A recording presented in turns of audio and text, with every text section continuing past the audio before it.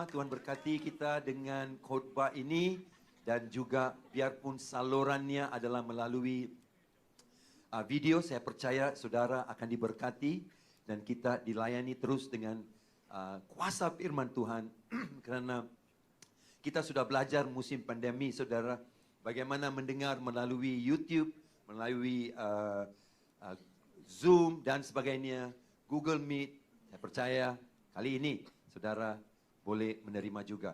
Kita di dalam siri khotbah buku Wahyu, fokus kita adalah pasal 6 hingga 18 dan kita berbicara tentang tema besarnya kesusahan besar dari pasal 6 hingga 18. Tetapi di dalam berbicara tentang kesusahan besar atau tribulation, penganiayaan yang terjadi. Ya, dalam proses ini kita masih lagi boleh melihat kemurahan tangan Tuhan. Saudara yang kekasih, kita melihat di dalam pasal 6 hingga 18 ini banyak yang sangat mengerikan kejadian dunia ini. Tetapi saya mau saudara melihat, jangan kita lupa gambaran besar akan kemurahan dan kebaikan Tuhan. Wahyu pasal 1 ayat 1 mengatakan bahwa inilah perwahyuan tentang Yesus Kristus. Jadi, gambaran besar Wahyu bukan tentang semua bencana alam dan kecelakaan. Gambaran besar buku Wahyu adalah tentang melihat siapa Yesus dan mengerti perwahyuan. Nia besar adalah Tuhan Yesus. Oke, saudara, jangan kita lupa. Jadi, hari ini kita masuk kepada Wahyu pasal yang ke-7, saudara. Kita lihat Wahyu pasal yang ke-7 dan yang ke-8. Tapi kita masuk Wahyu yang ke-7 dulu. Wahyu yang ke-7. Dan saya akan bacakan kepada saudara ayat 3 dan ayat 4. Ayat 3 dan ayat yang ke-4. Saya bacakan untuk saudara. Wahyu 7, 3 dan 4. Katanya, janganlah merusakkan bumi atau laut atau pohon-pohon sebelum kami memeteraikan hamba-hamba Allah kami pada dahi mereka. Dan aku mendengar jumlah mereka yang dimeteraikan itu 144,000 yang telah dimeteraikan dari semua suku keturunan Israel. Saudara, kita melihat ayat pasal 6 kan? Minggu lalu kita lihat bahwa di mana Allah telah membuka 6 meterai, ya, 6 meterai. Jadi kita masuk ke pasal 7 dan meterai-meterai itu mula dibuka satu demi satu. Dan setiap kali satu meterai dibuka, penghukuman. Setiap kali satu meterai dibuka, penghukuman. Setiap kali lagi satu meterai dibuka, penghukuman. Tetapi 6 meterai berakhir dan pasal 6 ayat 15 dan 16, orang-orang yang telah melalui meterai-meterai dan penghukuman yang keluar dari meterai itu, mereka menangis. Apa yang mereka menangis? Wahyu 6, 15 dan 16 berkata, semua penguasa-penguasa, raja, panglima tentera, budak dan juga orang kaya, orang miskin. Apa yang mereka berseru? Mereka berseru mengatakan, biarlah batu dan gunung-gunung ini jatuh di atas kami. Mereka tidak minta pertobatan, mereka minta dibunuh saja. Tidak ada pertobatan. Nah, saudaraku, kita melihat ketika meterai itu dibuka, apa yang terjadi adalah kehidupan manusia terkesan. Tetapi Allah tidak menghancurkan semua manusia. Allah masih memberi peluang untuk manusia mengenal Dia. Kita melihat dalam Wahyu 7, 3 dan 4 ini, kita melihat pasal 7 ini seperti pasal yang seperti ada suatu kesempatan untuk kemurahan Allah ditunjukkan. Kenapa, saudara? Pasal 6 dan pasal 8, saudaraku, murka Allah jatuh. Pasal 9, murka Allah jatuh. Tapi pasal 7 seperti ada stop, time out. Berarti seperti murka Allah telah diberhentikan. Seperti murka Allah telah ditahan. Nah, kita lihat, janganlah merusak bumi, laut atau pohon-pohon sebelum kami memeteraikan hamba Allah pada dahi mereka. Saudara tahukah, siapakah orang-orang yang dimeteraikan ini? Di dalam Wahyu ini ada 144,000 orang. Mereka semua adalah orang-orang yang berbangsa Yahudi yang dimeteraikan. Nah, saudara ingat, saya sudah jelaskan minggu lalu, saya tidak ada masa untuk menjelaskan apa yang saya jelaskan minggu lalu. Sebelum kesusahan besar, penganiayaan ini terjadi, umat Allah akan diangkat. Gereja akan diangkat. Oke? Kenapa gereja diangkat? Karena gereja ada tanda itu. Tanda apa mereka ada? Dalam Efesus pasal 1 ayat 13, firman Tuhan berkata begini, di dalam Dia, kamu juga kerana telah mendengar firman kebenaran, yaitu Injil keselamatanmu di dalam Dia, kamu juga ketika kamu percaya, dengar sini, ketika kamu percaya, dimeteraikan dengan Roh Kudus yang dijanjikannya. Bagaimana saudara tahu saudara telah dimeteraikan? Kamu ada Roh Kudus di dalammu. Bukti kamu dimeteraikan tidak adalah tanda di luar, tapi tanda di dalam hidup saudara. Roh Kudus tinggal di dalam kamu. Tanpa Roh Kudus kamu tidak boleh mengakui Yesuslah Tuhan, saudara. Kan? Nah, jadi kita semua ada Roh Kudus ketika kita percaya. Nah, di sini saudaraku, sebelum Allah mencurahkan murkanya, Dia berkata, jangan kepada malaikat, jangan hancurkan, jangan rusakkan bumi, laut, pohon-pohon, tunggu. Sehingga saya meteraikan. Gereja kita yang dimeteraikan sudah diangkat. Tapi Tuhan masih menjaga mereka yang masih ada di bumi. Supaya ketika kita mempunyai tanda meterai itu, kita diangkat. Begitu juga Tuhan mau selamatkan mereka yang lain. Dengan memberi tanda meterai kepada 144.000 orang dari suku keturunan Israel. Supaya mereka buat apa? Enjoy masuk surga? Tidak. Supaya mereka memberitakan kemurahan Allah kepada seluruh dunia. Supaya di dalam masa kesusahan itu, Tuhan masih boleh selamatkan umatnya. Tuhan masih boleh selamatkan bangsa-bangsa yang bertobat di masa penganiayaan besar itu. Gereja sudah diangkat. Dan bila gereja diangkat, mereka melihat, mana kawan-kawan saya Kristen? Mereka akan mula mencari Tuhan dan ada yang bertobat. Dan untuk mereka bertobat, mungkin ada yang akan bertobat, tapi ada yang lain perlu diberitakan. Jadi Tuhan masih lagi mau selamatkan bumi ini. Sebab itu saudaraku, Dia meteraikan 144.000 orang ini. Untuk tujuan apa? Supaya mereka menjadi penginjil. Kita melihat ayat seterusnya saudaraku, ayat 5 sampai ayat ke-8. Dari suku Yehuda 12.000 yang dimeteraikan. Dari suku Ruben 12.000. Suku Gad 12.000. Dan kemudian seterusnya. Suku Asher, suku Naftali, Manasi, suku Simeon, suku Levi, suku Isakar, suku Zebulon, Yusuf, Benjamin, semuanya 12.000, menjadikannya 144.000 yang diselamatkan. Nah, saudaraku, kita melihat bahwa hati Tuhan meteraikan mereka ini. Bagaimana Dia meteraikan kita? Kita sudah diangkat. Dia meteraikan 144.000 orang Yahudi supaya mereka akan keluar bergerak ke seluruh dunia. Orang Yahudi, bukan Yahudi, semua akan diinjili oleh mereka. Karena mereka ada tanda itu. Dan Tuhan bilang kepada malaikat, tunggu dulu, jangan hancurkan bumi lagi. Kalau ekosistem, kan Tuhan bilang ayat 3 tadi, kita lihat ayat 3 tadi itu.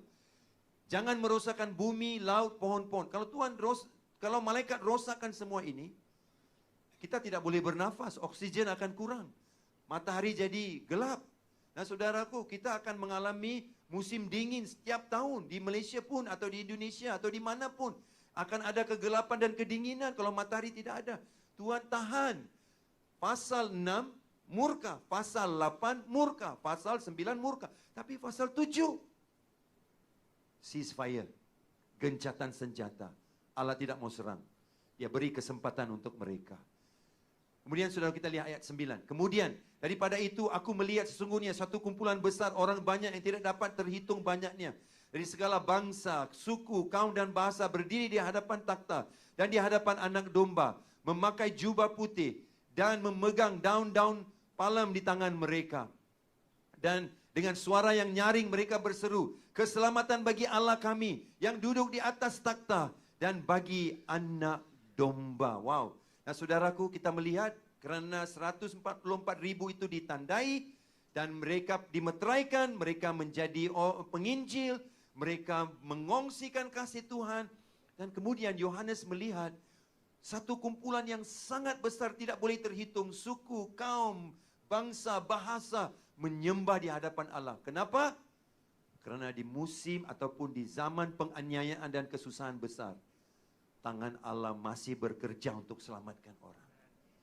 Saudara, jangan kamu berkata, saya tidak akan bertobat sekarang. Saya tunggu supaya orang 144 ribu ini datang selamatkan saya atau mengungsi. Jangan. Kamu boleh terima Yesus. Dan ketika kamu diterima Yesus, kamu boleh ditanda. Apakah tandamu mengikut Efesus 1:13? Tanda itu adalah Roh Kudus. Dan Roh Kudus akan memberikan Allah tanda bahwa kamu ini adalah miliknya. Dan ketika Tuhan tahu kamu miliknya, Dia akan angkat kamu dalam pengangkatan. Mereka yang melalui penganiayaan besar ini, mereka akan melalui penganiayaan yang sangat susah. Dalam kesusahan itulah mereka akan mengenal Tuhan. Janganlah saudara kamu mau tunggu sampai waktu itu. Tapi saya mau melihat, kamu melihat, saya mengerti bahwa masa susah pun tangan Allah tidak pernah kurang untuk menyelamatkan. Dan di sini ayat ini membuktikan. Supaya saudara lihat, ayat ini membuktikan orang yang begitu banyak telah diselamatkan Allah.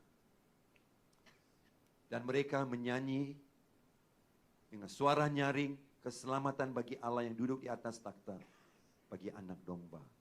Sebab itu Matius 24 ayat 14 berkata begini, Injil kerajaan itu akan diberitakan di seluruh dunia menjadi kesaksian bagi semua bangsa. Sesudah itu barulah tiba kesudahannya. Jadi Allah masih lagi mau selamatkan orang-orang setelah pengangkatan itu. Dia masih lagi mau selamatkan bangsa-bangsa yang masih tertinggal dan tidak terangkat lagi. Matius 24:14 memberikan kita bukti. Injil kerajaan ini akan diberitakan ke seluruh dunia. Menjadi kesaksian bagi semua bangsa. Sesudah itu barulah tiba kesudahannya. Jangan saudara berhenti, kawan-kawan, keluarga, member-member kita di tempat kerja perlu mengenal kemurahan Tuhan ini, saudara. Amin.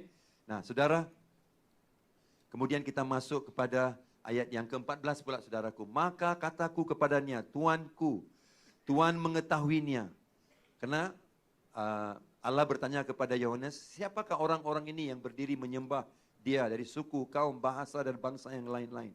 Dan Yohanes berkata, Tuanku, Engkaulah yang mengetahuinya. Lalu ia berkata kepadaku, mereka ini adalah orang-orang yang keluar dari kesusahan yang besar. Berarti sewaktu kesusahan besar, mereka terima Yesus, Tuhan Allah keluarkan. Dan telah mencuci jubah mereka dan membuatnya putih di dalam darah anak domba. Kalau saya mencuci dengan darah, bukankah jadi merah? Taklah. Itu secara logika, tetapi darah itu sebenarnya menyucikan kita dan memberikan kita kekudusan di dalam hidup untuk berdiri di hadapan Allah. Ayat 15, karena itu mereka berdiri di hadapan takhta Allah dan melayani Dia. Ingat perkataan ini, melayani Dia siang dan malam di bait sucinya. Dan Dia duduk di atas takhta itu akan membentangkan kemahnya di atas mereka. Nah saudaraku, mereka yang diselamatkan, yang keluar daripada kesusahan besar ini, yang diselamatkan melalui penyampaian Injil oleh 144 ribu orang itu, akan berdiri di hadapan Allah dan mereka melayani Allah. Kita pula, mereka yang keluar daripada kesusahan besar, melayani Allah. Kita pula macam mana saudara? Kita tidak melayani. Saudara ingat, Alkitab menyebut kita sebagai mempelai wanita. Gereja dikenali sebagai mempelai wanita. Bride of Christ. Apakah mempelai wanita akan buat bersama dengan mempelai atau pengantin lelakinya? Mereka akan intim, saudaraku. Tetapi saya pasti Allah akan memberikan tugas lain juga untuk kita, sebagaimana seorang mempelai wanita bekerja juga. Tapi tugasnya lain. Mereka keluar, mereka masih melayani juga. Tapi dikenali sebagai melayani di bait suci siang dan malam. Kita dikenali sebagai the bride of Christ. Lelaki perempuan semua dalam gereja dikenali sebagai mempelai wanita. Keakraban yang berbeda. Nah saudaraku, percayalah, Allah masih lagi mau menjangkau dunia dan tidak mau menghancurkan bumi ini. Roma 8:18 berkata, sebab aku yakin bahwa penderitaan zaman sekarang ini tidak dapat dibandingkan dengan kemuliaan yang akan dinyatakan kepada kita. Jadi saudaraku, biarpun kita melalui kesusahan, tetapi kemuliaan yang akan datang dinyatakan. Jauh lebih hebat lagi. Jadi saudaraku, pasal 7 adalah pasal yang sangat berbeda. Pasal 6 murka, pasal 8 murka, pasal 9 penghukuman. Tapi sampai pasal 7 Allah stop.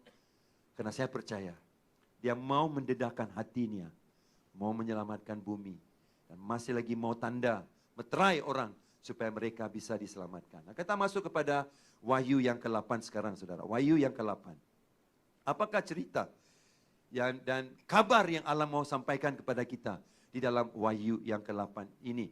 Jadi di pasal 8, saudaraku, kita melihat pasal 6, ada 6 meterai yang dibuka, kemudian stop.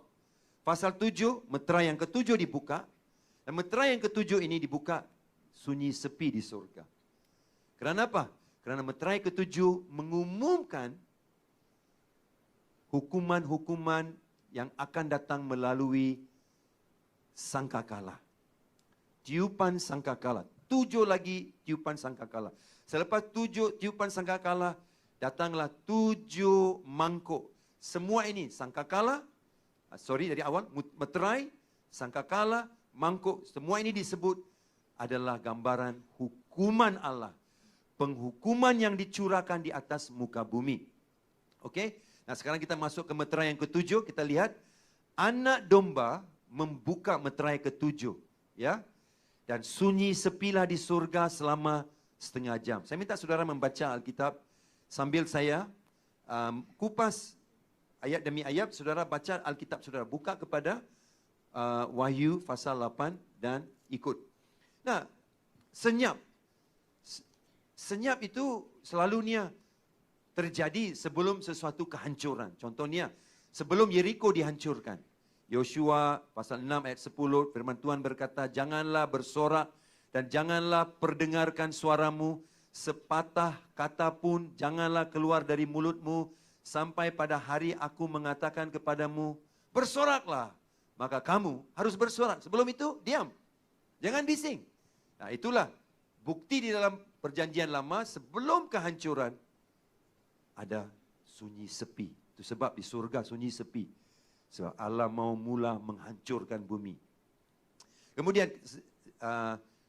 di dalam Zefaniah 1:7 juga berbunyi, berdiamlah dirinya di hadapan Tuhan Allah, sebab hari Tuhan sudah dekat. Hari Tuhan dalam Bible selalunya disebut begitu sebagai hari Tuhan adalah hari penghukuman. Okey?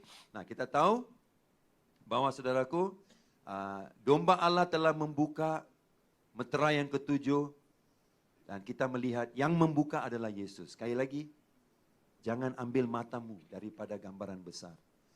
Jangan melihat bahwa semua perkara buruk yang terjadi. Bila meterai, bila sangkakala, bila mangkuk dan penghukuman yang datang darinya. Tapi lihatlah Wahyu pasal 1 ayat 1. Inilah perwahyuan Yesus Kristus. Okey saudara, ingat. Ada setengah jam, Alkitab berkata, setengah jam seperti ada setengah jam. Nah ingat, masa setengah jam ini tak sama dengan surga. Masa surga, masa dunia tak sama. Yohanes di dunia, dia mendapat wahyu ini ketika dia di Pulau Patmos, di kepulauan Greka ataupun Yunani. Jadi dia menggunakan waktu dunia, tapi waktu surga lainlah. Alkitab berkata 1 hari seperti 1000 tahun, 1000 tahun seperti 1 hari bagi Tuhan. Jadi saudaraku, setengah jam, setengah jam sunyi sepi. Ada kalanya 10 saat pun sangat ngeri sudah. Okey saudaraku, kesepian ini adalah persiapan akan terjadi sesuatu yang ngeri, penghukuman yang besar yang akan menimpa bumi kita. Nah, sekarang kita melihat persiapan meniup 7 sangkakala. Apakah yang terjadi? Malaikat diberi sangkakala, malaikat dengan pedupan emas dan kemenyan. Okey, apakah ini saudaraku? Malaikat diberi sangkakala dan ketika sebelum dia meniup sangkakala yang pertama, saudara boleh baca ini dari ayat 2 hingga ayat ke-6 dalam pasal yang ke-8 buku Wahyu. Sebelum persiapan meniup sangkakala ke-7 itu, ke-7-7-nya, apa yang terjadi adalah kita melihat malaikat malaikat tampil dengan pedupan emas dan kemenyan. Okey, kita bacakan di dalam firman Tuhan ini, Wahyu 8 ayat 3 dan ayat 5 hingga ke 5. Maka datanglah seorang malaikat lain dan ia pergi berdiri dekat mezbah. Ini malaikat lain, bukan malaikat yang pegang sangkakala itu. Pergi berdiri dekat mezbah dengan sebuah pedupan emas dan kepadanya diberikan banyak kemenyan untuk dipersembahkan bersama-sama dengan doa supaya yang kudus di atas mezbah emas di hadapan takhta itu. Saudara, kita melihat perkataan pedupan ini, pedupan ini adalah seperti satu alat di mana akan ditaruh di dalamnya arang yang membakar. Dan ketika, ini biasanya imam besar, imam-imam yang pegang ini, ada rantai dan ada seperti mangkok, ditaruhnya arang yang membakar, ditaruh kemenyan, akan keluar asap. Jadi, Yohanes melihat malaikat sebelum sangkakala ditiup-tiup, malaikat dengan pedupan emas dan kemenyan. Dan daripada firman ini dikatakan, saudaraku, apa yang pedupan emas dan juga kemenyan ini adalah doa orang percaya. Dalam Imamat 16 yang menulis notanya, Imamat 16, 12 dan 13 dikatakan tentang ini, bahwa doa orang percaya itu akan sampai ke takhta suci, takhta kasih karunia Allah, di mana seperti kemenyan itu bangkit dan naik ke atas, doa orang percaya juga akan sampai ke hadirat Allah. Mazmur 141 ayat 2 juga berkata, biarlah doaku dilihat sebagai kemenyan yang naik di depan Allah.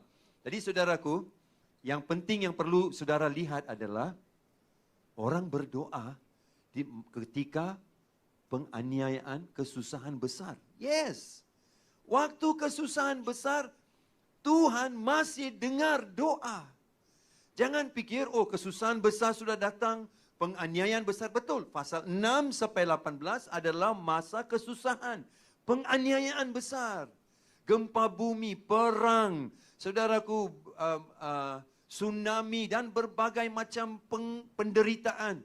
Tetapi sebelum sangkakala yang pertama ditiup, di mana penghukuman dicurahkan, Allah mendengar doa umat-umatnya. Siapakah umat-umat ini? Mungkin mereka yang sudah diselamatkan di dalam waktu kesusahan, mungkin umat Allah seperti kita yang telah diangkat, yang telah pernah berdoa. Sekarang doa kita sedang dijawab.